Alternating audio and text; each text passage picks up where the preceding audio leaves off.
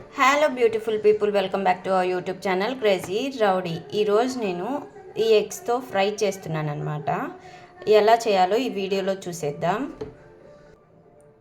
ఇవి నాటుకోడి గుడ్లు అనమాట. ఇవి చూసారా, ఇవేమో ఒక్కొక్కటే ఉండిద్ది లోపల చందమామ.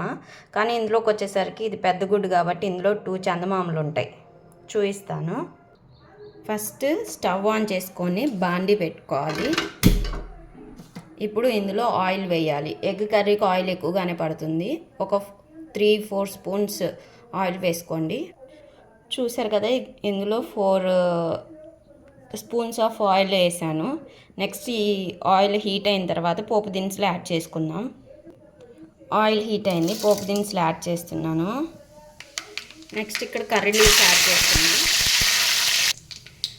నెక్స్ట్ ఇక్కడికి వచ్చేసరికి ఆనియన్స్, కట్ చేసుకున్న ఆనియన్ ముక్కలు, అలాగే పచ్చిమిరపకాయ ముక్కలు వేస్తున్నాను. బాగా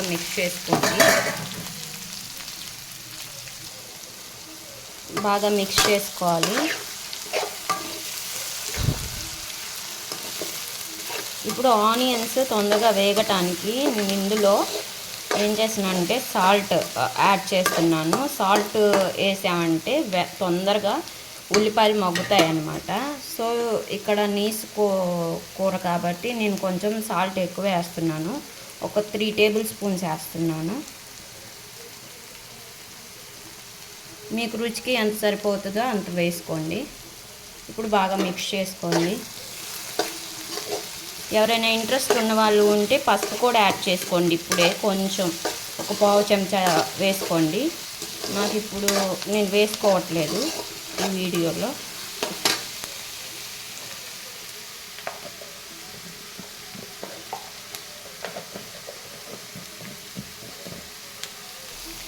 లైట్ గోల్డెన్ కలర్ వచ్చేంత వరకు వేగనివ్వాలన్నమాట. ఈ ఫ్రై అనేది రైస్లో బాగుంటుంది, టిఫిన్స్లో అయితేనేమో దోశల్లో బాగుంటుంది, నెక్స్ట్ చపాతీలో బాగుండిద్ది, పూరీలో బాగుండిద్ది. పర్ఫెక్ట్గా సెట్ అవుతుంది అనమాట. మీరు కూడా ఒకసారి ట్రై చేయండి. మీరు కూడా ఒక దోశ తినేవాళ్ళు ఖచ్చితంగా 2 దోశలు తింటారు. టేస్ట్ అయితే అంత కమ్మగా ఉంటుందండి. సో ఇది గోల్డెన్ కలర్ వచ్చేంత వరకు వెయిట్ చేసుకోవాలి. ఓపిక్గా కలుపుకుంటూ ఉండాలి, లేకపోతే అడుగు అంటుతుంది. ఈ ఆనియన్స్ ఫ్రై అవటానికి ఈజీగా 5 to 6 మినిట్స్ పడుతుందండి. ఎప్పుడైనా కానీ మీడియం ఫ్లేమ్ మీదే చేసుకోవటం బెటర్. మంచిగా లోపల నుంచి కుక్ అవుతుంది. ఇక్కడ మీరు ఒకసారి గమనించండి, ఇక్కడ ఆయిల్ అనేది సపరేట్ అవుతుంది అంటే దాని అర్థం మనకి ఆనియన్స్ బాగా కుక్ అయ్యాయని. సో ఇప్పుడు ఇందులో కోడిగుడ్డు పగలగొట్టి వేసేద్దాం.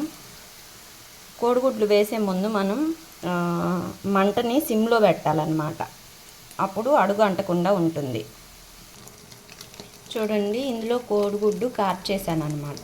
ఇది 1 మినిట్ అలానే ఉంచాలి.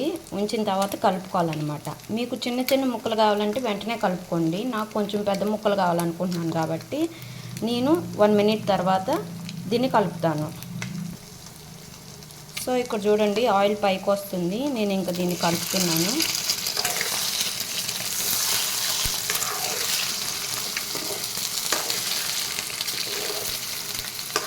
జాగ్రత్త అండి, ఆయిల్ చింది మీద పడే ఛాన్సెస్ చాలా ఎక్కువ ఉన్నాయి. సో మిక్స్ చేసుకోండి బాగా. సో ఇక్కడ బాగా ఫ్రై అయిపోయింది ఎగ్ అనేది. ఇప్పుడు మనం ఏం చేస్తున్నాం అంటే స్టవ్ ఆఫ్ చేసుకొని మనం ఇక్కడ కారం అప్లై చేయాలి. కారం యాడ్ చేసుకోండి. ఒక 2 to 3 స్పూన్స్. నీసు కాబట్టి కొంచెం కారం ఎక్కువే పడుతుంది. ఇప్పుడు బాగా మిక్స్ చేసుకోండి. ఫైనలీ మన కర్రీ అనేది కంప్లీట్ అయింది. చూడండి. If you like our video please like, share and subscribe to my channel crazy rowdy. Thank you. ఇంకా ఏమన్నా కర్రీస్ కానీ ఏమన్నా ఫ్రైస్ కావాలంటే డెఫినెట్గా మీరు కామెంట్ సెక్షన్లో అడగండి. నేను ఖచ్చితంగా వీడియో చేయడానికి ట్రై చేస్తాను. Thank you.